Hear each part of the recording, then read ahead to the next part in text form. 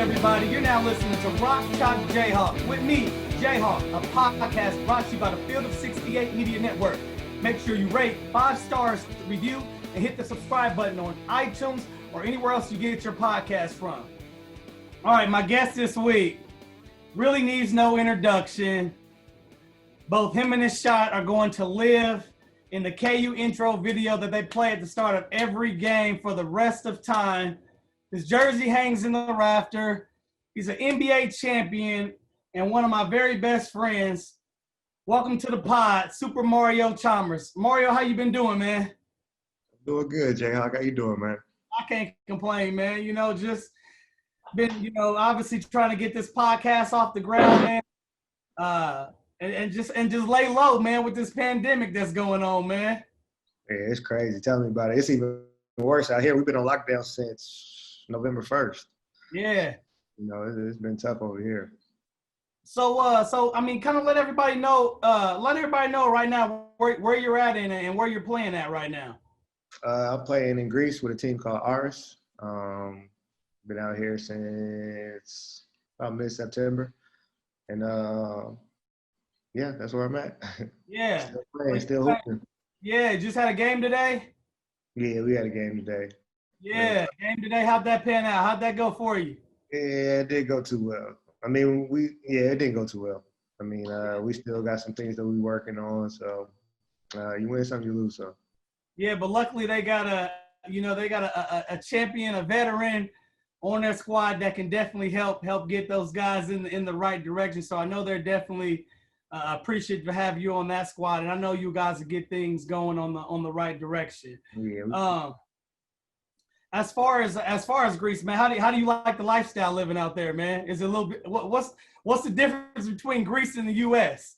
Nothing. That's why we've been on lockdown since November 1st. Like, we're not allowed to be out the house after 9 p.m. Okay.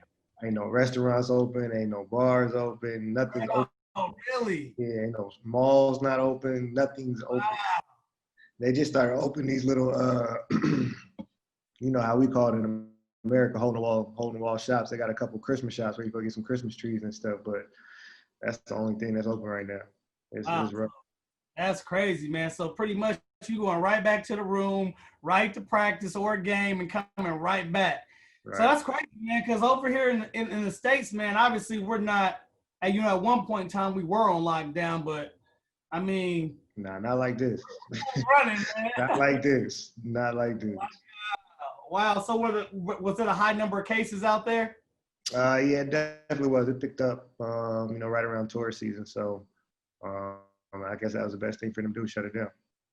Yeah, man. Geez. Well, we'll get a little bit off of the virus and the pandemic, man, and we'll get into some basketball. So, how was it playing with? I know last year you got a chance to play with one of my former teammates, Keith Langford, man. How was that? Playing with some former Jayhawks, man. That was fun, even being there, go through practice every day with Keith, just still seeing how much love he has for the game, and seeing like, okay, he was one of the reasons I went to KU just because of the way he got to play and everything about him, and then actually be his teammate is kind of like, oh, that's kind of cool, It all basketball makes a circle around, so it's good to come back years later, be on the same team, and not to mention he was one of my hosts on my visit, so it was good to be teammates with Keith again. Hey, those were some fun times having you coming up to the school on your host visit, man. We had some good times. Yeah, great times, some real great times. That's why maybe commit to being a Jayhawk because of you guys. Yeah. You guys showed me a good time. That's awesome, man. Hey, so what would you say is the big difference? Obviously, you had a great career in the league. What's the biggest difference between playing professional basketball in the U.S. and playing overseas? The rules are a lot different. The game in America is a lot more open, a lot more space. And here, they pack the paint. There's no defense at 3 seconds. So it's kind of like the college rules all over again. So it's very similar to college in that aspect, in the pro aspect. And so far overseas, where Like, do you guys? I mean, are you guys having long travels? Are they long distance travels? Are they pretty close in? Like, where? What other big countries have you been to as far as playing? Since I've been over here, I'm just playing in the Greek league this year, so we just play teams around, Greece. When I first went to Italy, we was traveling all over. We was playing the Champions League. We went to Germany, Yeah. went to Turkey a couple times, and then just all those little areas around there. But EuroLeague travels the most. They do the most traveling. They say that's the closest thing to being in the NBA over here. So that's where all the traveling happens. And besides Keith, were there any whether Jayhawk or high school, AAU, USA basketball, were there any other teammates that you had a chance to link back up and play with overseas? I played against a couple of people that I was at the McDonald's All-American game with. Richard Hendricks, he was one of the guys. I played against different guys, just being around the gym in America, just seeing those guys, watching their college careers. Played against a couple of people we played against in college too at that. So, you do see a lot of familiar faces. Yeah. So obviously, man, you're a young cat, man. Do you have any plans on what you want to do after you hang it up? Like any interest in coaching? I don't know. I go back and forth with the coaching thing, but I know I definitely want to do something with basketball, whether it's scouting or being player development, something along those lines. That's definitely on the radar of my next gigs. Yeah, and we all know that you offer so much. No matter what you do with basketball, whether it's coaching, player development, scouting, I just think so many people would love to have you because you're a born winner, man. You're a born winner. Your knowledge of the game, and obviously, man, I had the pleasure of playing with you, man, and you're just a stud, man. You have no fear, and Coach Self was talking about no fear, man. I still remember, you being that freshman, man, and I thought I had confidence, man, and it's funny. I tell some of my current high school players this now. I'm like, man, I thought I had confidence. I still do believe I have confidence, but I've never met a player with such confidence that you possess. Like, how did that all come about, man? Did it start at a young age in youth basketball, high school? Like, where did you know where it's just like, man, I can make any shot, I can make any play, like that confidence that you bring? Where did that come from? First it came from just putting long hours in the gym, working on my craft and, perfecting those moments where I wanted to be in the late game situations like that. But the main thing was like, for me growing up, a lot of people say I wouldn't make it. So, that just gave me an extra chip on my shoulder to have that confidence. Like once I got to the next level, I was like, okay, now I'm here now, take to another notch. Boom, I got to that notch. And it just kept me going higher and higher. And I think that's my confidence that came along with the success. Yeah.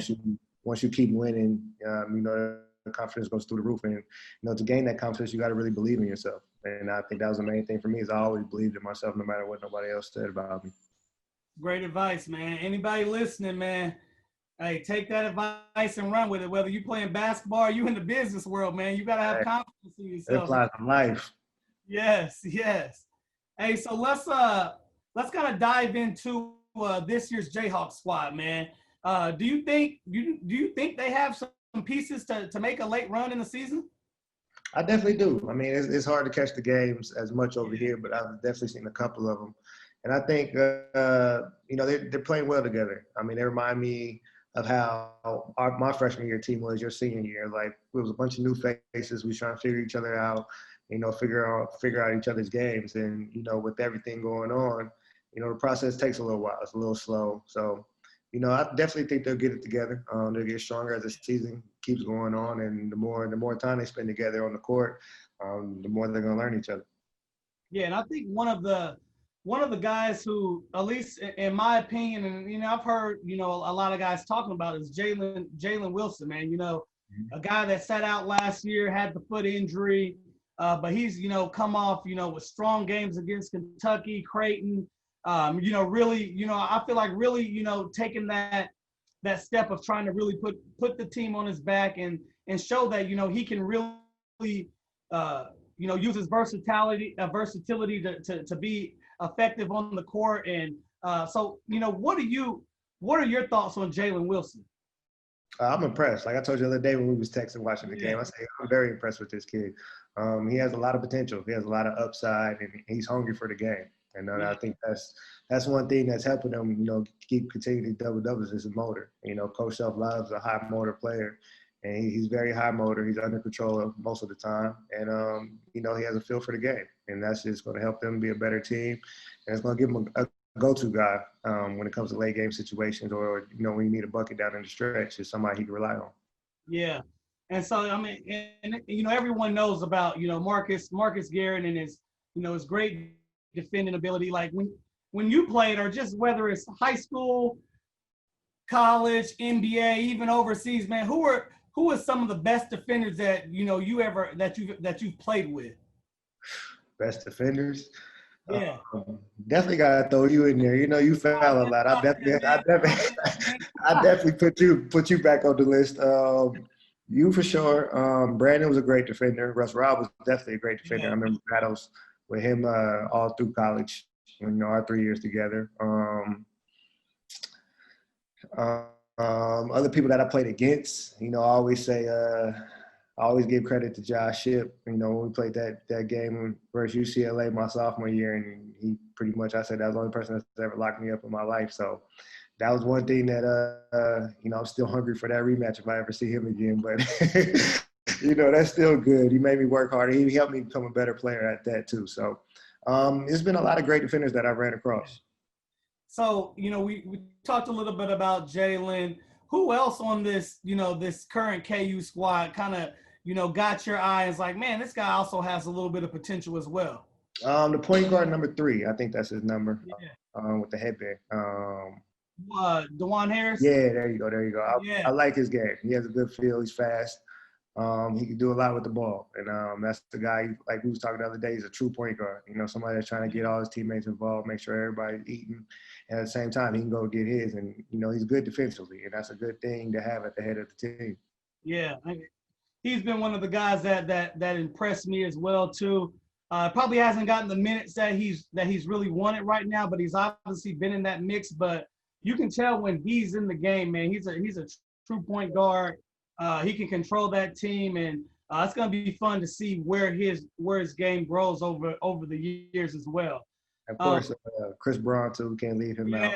Yeah, he's definitely doing his thing. I think he's probably maybe the most consistent go-to guy, him or Jalen right now. So you got two weapons like that you could both use. So it's a good thing for the team. And one other guy too, and you can talk about his game as well too, because I know you've had a little bit of time to watch him as well as Ochai Agbaji. Last year he kind of took a step back, but this year I think he's stepped up his game a little bit of level, and he's the leading scorer on the team right now, and he's had a pretty consistent flow over the season. Can you talk a little bit about his game and what you think his game can inspire to?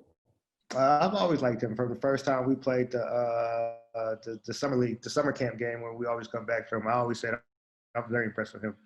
He has a good feel for the game, like you said. He has a good touch around the rim. He can shoot it. He can put it on the floor, and he's very athletic. So I know he's the man on the team, the go-to guy. But he's still very impressive.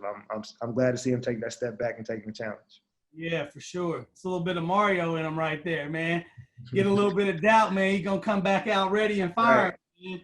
Yeah, I like that. Hopefully he's listening to this podcast so he can get a little bit more confidence from it as well, too. And go even harder. Believe in himself. Keep shooting. Yeah, exactly. Coach Shelf's not going to tell him to stop shooting unless he's not playing defense. So that's a good thing about Coach Shelf. The Coach Shelf I remember, I don't know if he's changed. Yeah. It was funny, man, because I was talking to Coach Self. I did, he was the first pod, and I was talking about, when we did our boot camp, it was 2 weeks. We getting up early in the morning, and I was giving them a little bit of crap. I was like, "Hey, man, what do you say to players that, you use that word soft? He used that word soft. I'm like, what do you say to former players that think you're a little bit soft on boot camp? I'm a little bit soft on that, but he's like, actually, man. I was like, man, you guys only do a week worth of boot camp. And he's like, Actually, it's like a week and a half. I'm like, man, we would have took that all day. Right. I still remember my last boot camp. 30 suicides, 30 sprints. Come Yep. on, coach. Hey, we had a couple too where it's like, man, if we miss, because we get up early in the morning and then you got to make sure you at class. Like, if you got, I'm not gonna lie, I was sleeping some of the classes. I couldn't help myself. I had to take a couple of naps in those classes, but I made it though. I definitely made it. The class shaker could at least look in and be like, yep, he's there. He's asleep, Because but he's in there. You said what? I said he's asleep, but he's in there. Because if you're not in there and you sleeping in your bed, we coming back for part 2 later that day. Yeah, you get that knock on the door. Hey, come on, let's go run. I'm like, I'm cool on that. I'll take my chance of taking a nap in class. Yeah, for sure. Hey, so, Coach Self over the years, man, he's been known for playing small, whether it was 4 guards and 1 in. That's been the kind of the big issue or the big deal over the last couple of years, him, playing small ball. But this year he took it to a whole nother level, man, playing 5 guards. Can you talk about, how you feel, do you think playing 5 guards will take them deep into the season, or is this something that they're going to have to make sure that they're getting those bigs developed? Because the bigs were just a little bit of a struggle. They're still trying to find their way now. But do you think they can have a deep run in the NCAA tournament with 5 guards, or do you think they're going to have to make sure they have some inside presence? It all depends. I think it's going to be matchups. I think that's going to be the biggest thing when you come to the tournament. Tournament is very unpredictable who you play and what kind of team you're going to play. So I think it can be a good thing and take them far. It could be a gift and a curse, I say. Yeah. You just got the matchups. Yeah. Are there any of the bigs? Obviously with David. Have you got a chance to watch David McCormick? Not a lot. Okay. From what you've seen, what do you think he needs to do, or even Mitch Lightfoot or Tristan Inaruna? What do you think they need to do to make sure they're getting those big minutes to where coach doesn't have to have 5 guards out on the court? What do you think they need to do? The biggest thing is rebound and defend. With the strong guard play that we have on our team, you got to be able to rebound and defend and be able to knock down, an easy layup or even a jump hook when the guard is penetrating, kick it, dish it out to you. So I think that's going to be the main thing for them, just working on defensive energy, rebound positioning, and finishing around the rim. And I think they'll be okay. Yeah. All right, so I got one for you. Coach Self, when I talked to him, he talked about that 2008 team ability just to turn it on, turn that light switch on and off quickly. What were the things that you guys used to do that motivated you? I think it was a little self-motivated in all of us. Different teams we had different aspirations, different goals against. I know for me, a lot of the time was a lot of teams didn't think I could play the point guard position. So, any chance I got to run the pick and roll, I try to show that I can make the reads, make the right plays off of it. Just everybody had their own personal goals. That was something that brought our team together and made us special.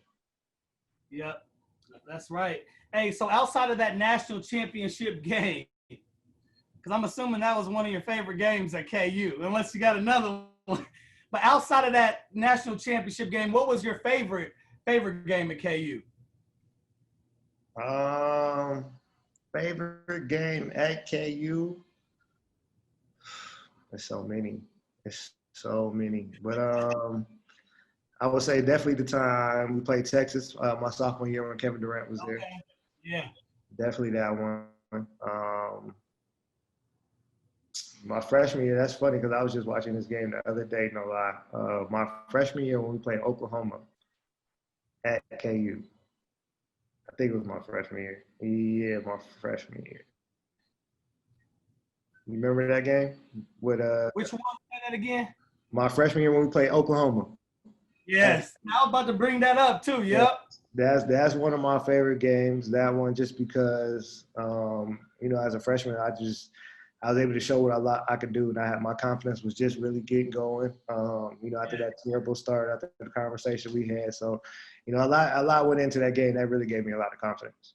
Yeah, And then I remember too that Kentucky game too at home. You that was a big coming out party for you too. And I think that was the first game you started too as well. My first start. Yeah. That was man. That was a big coming out party for you because again, man. I remember from playing with you, man.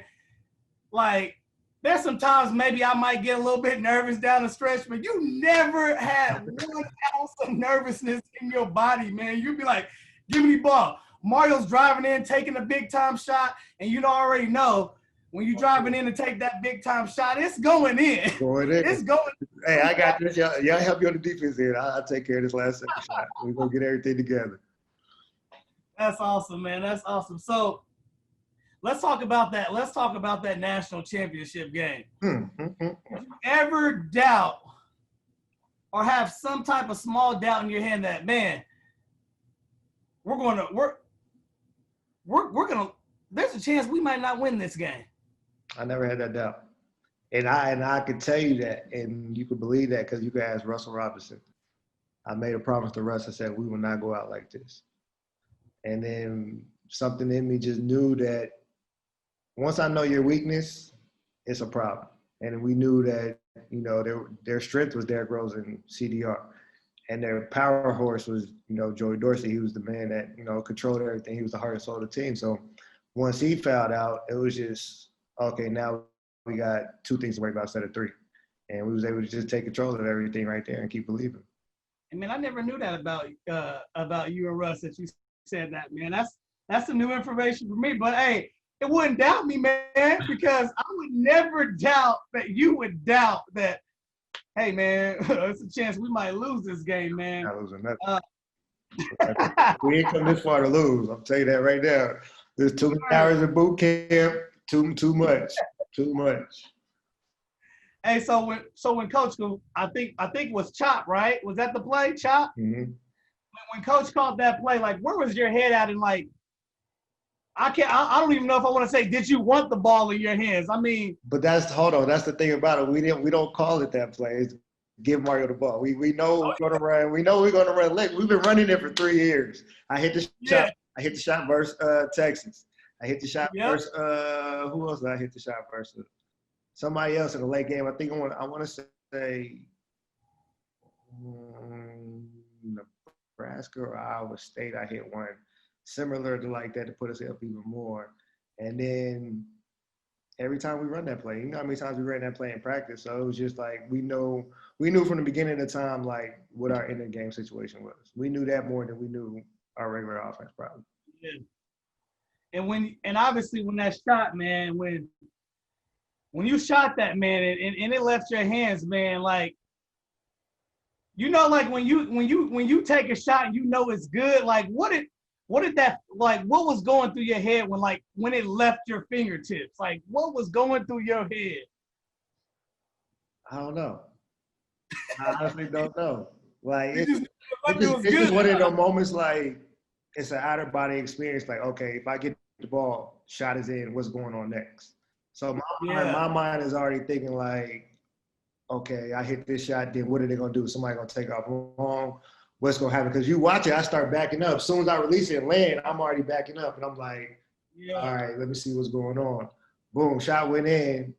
They still scrambling. Like, it was just one of the moments, like, you know, like, I don't know. Like, you was thinking next play already. Yeah, like, you was like, I got to get back on D because it's going in. It's going in. Like, just don't turn the ball over. What I was hoping was the shot goes in, then the pass to Dorsey, I was able to get over there and steal that and then hit another one. That's what I wanted. That's what I really wanted, but that couldn't happen. I couldn't get over there fast enough, and I was just like, all right, cool. That is Mario to the T right there. Let me go ahead and make this shot. I got to get back because I'm trying to steal it real quick and throw it up for another one. I'm trying to get a double header. That's what I was trying to do. So that's awesome, man. That is so awesome. Hey, so you know, I had Devontae on, Speed, Coach Self, obviously, and I asked him the same similar question. All right, I said, how do you think if you guys played against the 2008 national championship, because we're talking more Final Fours, how do you think you would have fared? How do you think you guys would have fared? I mean, played against them. Do you think you guys would have been successful against them? Devontae was kind of, then he said, "Yeah, I mean, I got to go with my squad, man. We'll take up my squad over the 2A." Which I was like, "Yeah, you probably should take your team." Wait.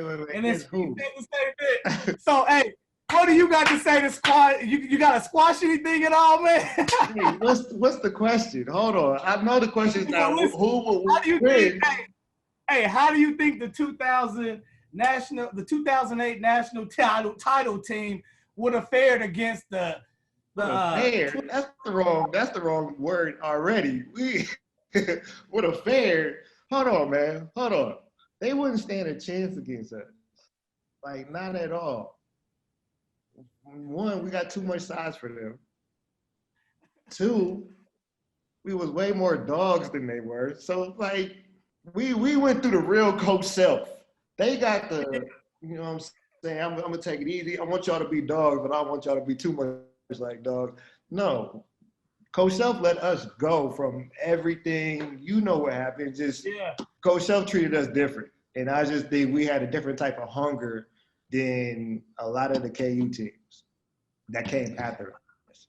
And I always, because we talk about this all the time. Me and Keith talked about this all the time last year. And it was like, I think, we go down as one of the top 3-4 teams in Kansas history, maybe even top 2.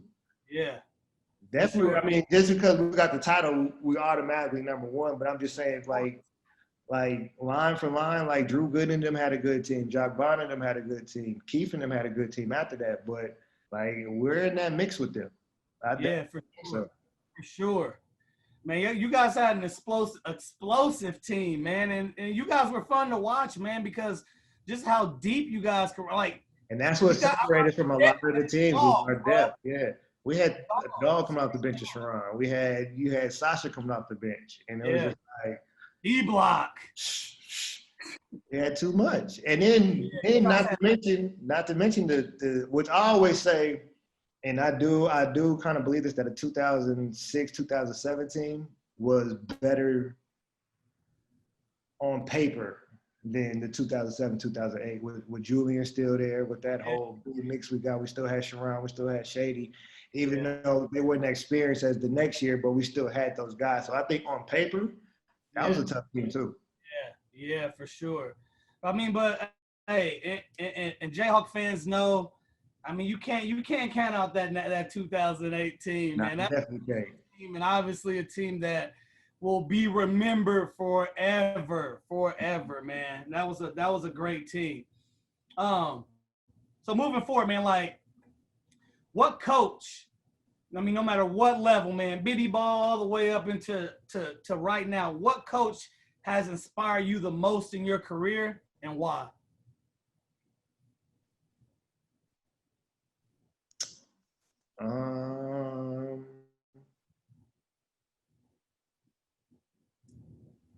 It's gonna sound kind of cliche, but it's definitely gonna be Coach Self, number 1, and then Eric Spoelstra, number 2. And the reason I say that was because those guys really was the first people that demanded excellence out of me.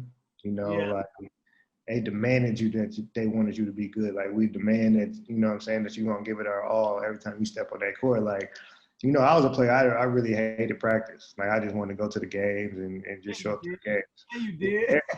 Everybody knew that about me. And Coach Self was really like, he was the one that really made me fall in love with practice and working on my game and really trying to, get to the next level and be that person that he saw the potential in me. And, Spo was the same way. Back it up, Coach Self.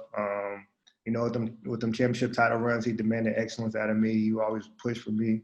He always wanted me to do good. So he was a person, that really pushed me. But a lot of people don't know this. One of my favorite coaches would probably be Dave Yeager. And I played for him at Memphis the first time I went there.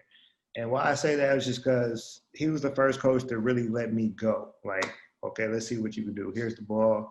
We're going to high pick and rolls. We're going to let you dictate everything on the offense, just like Mike Conley got to do. So being in that situation, I really got to show everything. Well, not everything, but a lot of things that I didn't get to show because I was a role player or I played my role. like even at KU, I was the two guard. You know, my job was to score, help bring the ball up on occasion. Miami, my point guard was to feed everybody, hit the open shot. And then when I got to Memphis, I actually had the ball right before I got hurt. And that was the thing that, you know, those three coaches right there really helped me take my game to the next level and keep believing in myself. Yeah. And hey, and Pat, I mean, we're going to rewind that. I mean, you're one of the few players to win high school state championship, NCAA state, my bad, two, baby. Get that in there, 2 high school state championships, NCAA championship, and 2 NBA championships. Can you talk about just what that means to you? It means a lot to me, you know, especially, you know, leaving a legacy on the game of basketball, leaving to my kids and, you know, the folks that look up to me and come after me and all my fans. It's just, it gives me something to be proud of and something for me to be proud of, showing that, you know, I'm a winner. I have a lot of knowledge of this game, like you said. And, you know, I've been through every situation when you can think of when it comes to basketball. And, you know, I tell people all the time, like, it's like, how do you think you know the game so much? And it's like, I don't think I know the game so much. It's just, I know what I know because of the situations I've been through. And I've been through everything, you know, getting beat at the buzzer when Kobe hit a shot off the backboard, one leg off D-Wade, Ray Allen hitting a 3 to send game 6 to go to the NBA Finals, winning the national championship, being able to hit a 3 at the late second buzzer. You know, just being around great basketball minds and being in great basketball situations gives me a lot of experience now.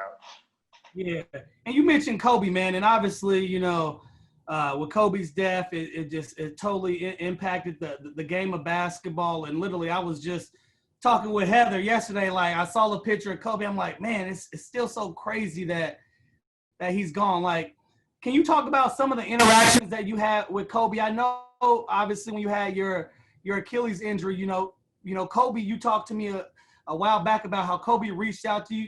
Can you talk a little bit about that? Because I'm sure a lot of Jayhawk fans and just fans in general of you don't really know, you know, what Kobe was doing for you to kind of reach out and help you out. But it was actually kind of shocking to me. You know, I always tell the story, like, how did it happen? It was just like, you know, I was laying in bed one day just watching TV, and I got a message, and it said something about the worst hasn't happened. You know, you can come back from this. If you need anything, let me know, and a couple other things. And I was like, who's this? They text back and said, Bean. I was like, I don't know nobody named Bean. Yeah, who's Bean? And then I started thinking, like, there was an LA area code. I'm like, this ain't Kobe.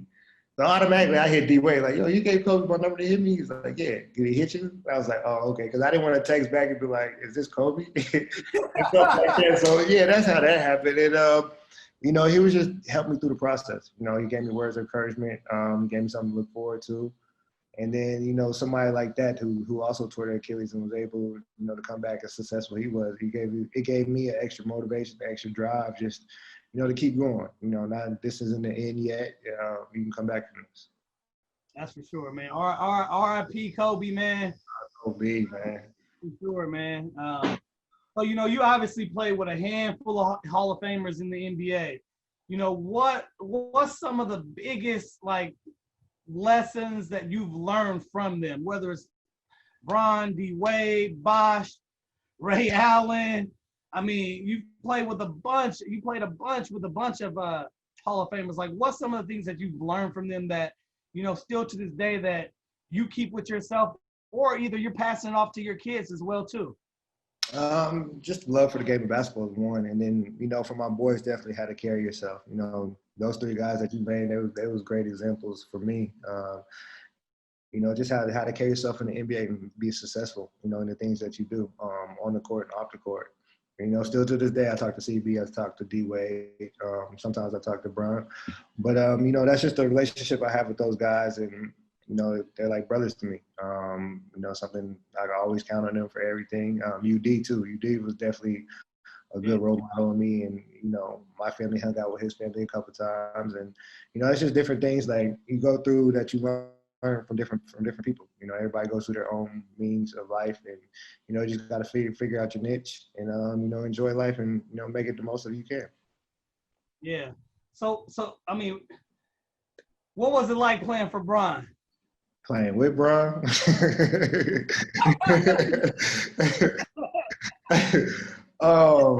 You know, that was a whole different thing. It's just what came with that. You know, I'm sure I could totally feel how people felt like playing with Michael Jordan back in the day. Just the attention that those guys bring to each and every game. Not saying that you know, those are the reason people come to the games, but just the atmosphere and how everything turns up when, you know, they walk in the building or, you know, they coming out to the gym warming up. So it was just a lot of fun playing with them guys, being in that atmosphere and, you know, being able to see different things. Yeah. So, hey, another thing too, man, you know, President Obama gave you a little shout out during the championship celebration at the White House. Like, was that a surreal moment for you? Definitely a surreal moment, just because, you know, it's Obama, Barack Obama, you know, for him to know my name and know what I go through and then have my back, you know, that was a cool moment for me. That was another one that ranks up in the rafters with me of high moments and enjoy moments in my lifetime. Have you ever tried to reach back out to him since that White House encounter? No, I haven't needed him yet, not yet, but I definitely got his number saved, and I'm gonna reach out to him soon. I bet he'd love to hear from you, man. I bet he would too. I'm sure we got some things to laugh about. Hey, so when you guys were at the White House, you guys went on the basketball court as well? No, I didn't get to go on the basketball court. I think Brown and them did. I'm not for sure. Okay, yeah. Cause I saw a couple clips of him, Obama. Cause I just know, man, he a big basketball fan, man. I forgot where he was, man, but he took a shot. He was somewhere. I don't know if it looked more like a high school gym, but he was on his way out. Somebody threw him a ball. He hit the little corner shot, walked off. Like, that's what I do. Yeah. Lefty. Well, I think that was in Florida too. Matter of fact, I think he was out there for something. So obviously, we're gonna move forward a little bit with. Obviously Doak and Dotson. Obviously they made it to the league. Doak obviously with the Utah Jazz. Dotson's hanging out with the Bulls. How do you think their games will translate into the NBA? I don't know. That's a good question. I think Dotson, the main thing for him is develop a pure jump shot. I think that's going to be one thing that's going to separate him because he has the speed, he has the handle, he gets to the basket, he can finish. He's already a good defender. So him being able to knock down the open shot, that's going to help him keep him in the league. And, you know, Doak has a good chance to be, you know, a similar Rudy Gobert in the way he can defend and block shots and be able to cover ground and cover space. So I think that would be his main thing, is just focus on the defensive end and be that defensive guy. Yeah, for sure. What advice will you give to any young Jayhawks starting in the NBA right now? It's tough with this pandemic. Pretty much Doak and Dotson. It's tough with this pandemic with everything going around, but just enjoy the moment, enjoy the process, enjoy getting better, enjoy learning the game of basketball, enjoy life. You know, that's the main thing that, you know, I would tell those guys, just work on how to get 1% better each and every day. You know, that was a big thing for us at the Miami Heat, was getting better each and every day, whether it's mentally, physically, getting your stats up. Even 1% better is better than being at the same level or dropping below. So I just say enjoy the process of getting better. All right, man. We're gonna wrap it up here in a little bit, man. I'm gonna give you some quick fire questions, Mario. What do you miss most about Lawrence? The field house. Okay, the field house. Great one. All right. PlayStation or Xbox? You know I'm a PlayStation guy. What's in your video game console right now? Call of Duty. Right. Call of Duty. Exactly what I'm about to go play as soon as we finish this. Okay. Hey, I've had the opportunity to play some Call of Duty. I've taken Mav's Call of Duty before. Sometimes he'll wake up, I'll have his game, but he always want to tell me I'm trash though, man. So I'm trying to get better, man. Me and Z used to go back and forth. Me and my sons are Kai, so we used to go back and forth. So I know exactly what you're going through. That's all, but you know, man, and I've had a chance to play with him as well too. It's a cool experience, but it's just a lot of fun. We don't be seeing eye to eye when we play, man. He be wanting to go different places. I'm like, nah, man, you gotta do this, and he be like, nah, man, do this. Hey, I give my son one mission. Hey, go do this. I'm gonna follow you. How about that? I let him take control. That's what happens. There you go. All right, so if you were in Lawrence for one day, where would you go eat? In Lawrence for one day. Or if you could bring one restaurant to Greece, what restaurant would that be? From Lawrence.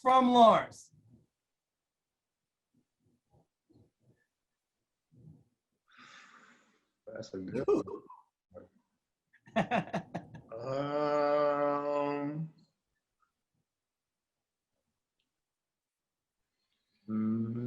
Henry T. Okay, Henry T. Or Pepper Jacks. You know, I love these. Hey, I was waiting for the Pepper Jacks, man. I'm a big Pepper Jacks fan. Yeah. That's my spot. You can anytime I'm in Lawrence, you can always catch me going to Pepper Jacks at least one time while I'm there.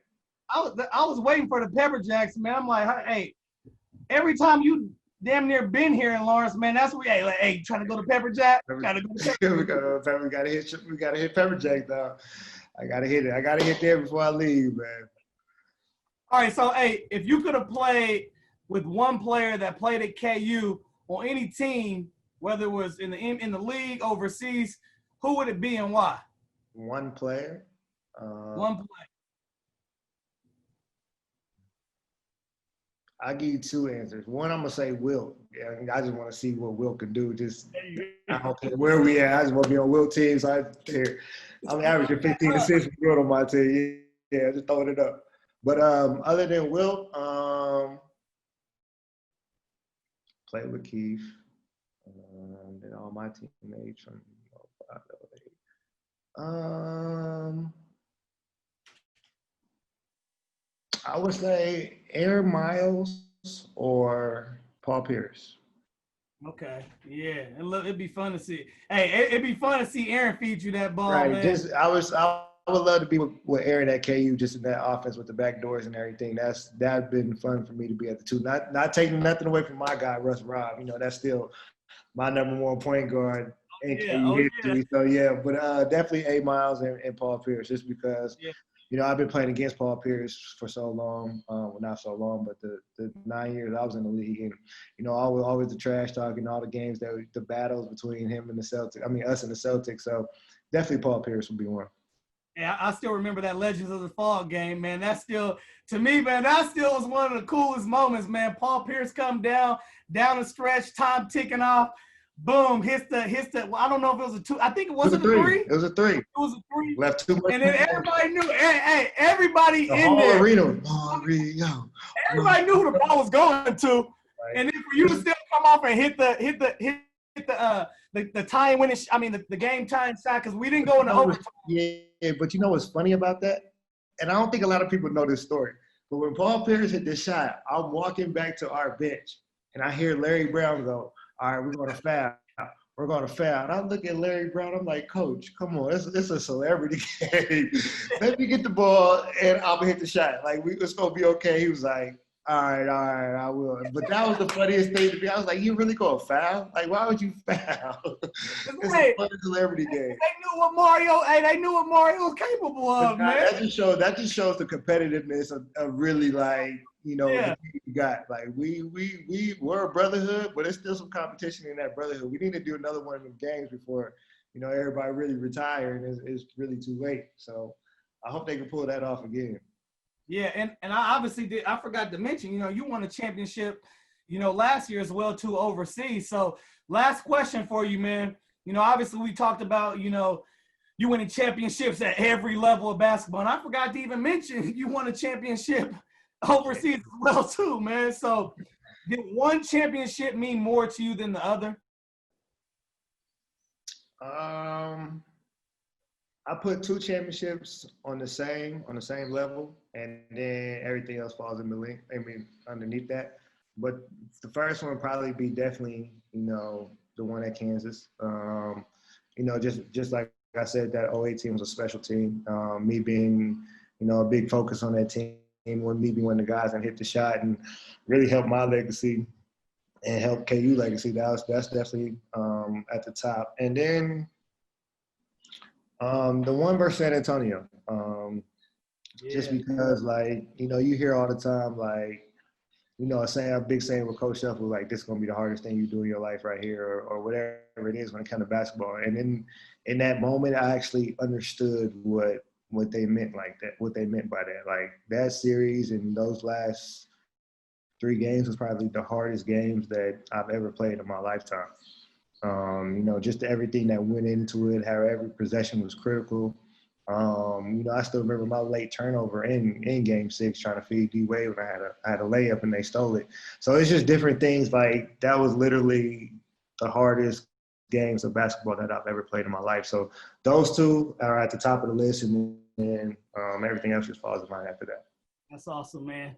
Hey, well, that's it. That's it for today, Jayhawk Nation. Thanks so much for listening to Rock Chalk Jayhawk with me, Jayhawk, a podcast brought to you by the Field of 68 Media Network.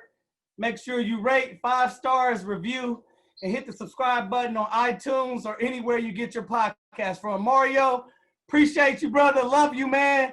Love my brother. You know, good luck the rest of your season, man. I can't wait to see you when you touch back down in Kansas, brother. You know to hit me up, man. Hey, you know I'm gonna pull up. I gotta see my little nephew Mav and see here. So I'm gonna definitely be up there. All right, man. Well, take it easy, man. And you know I'll be in contact with you, brother. All right. Tell the family I say what's up. Will do. Same to me too, man.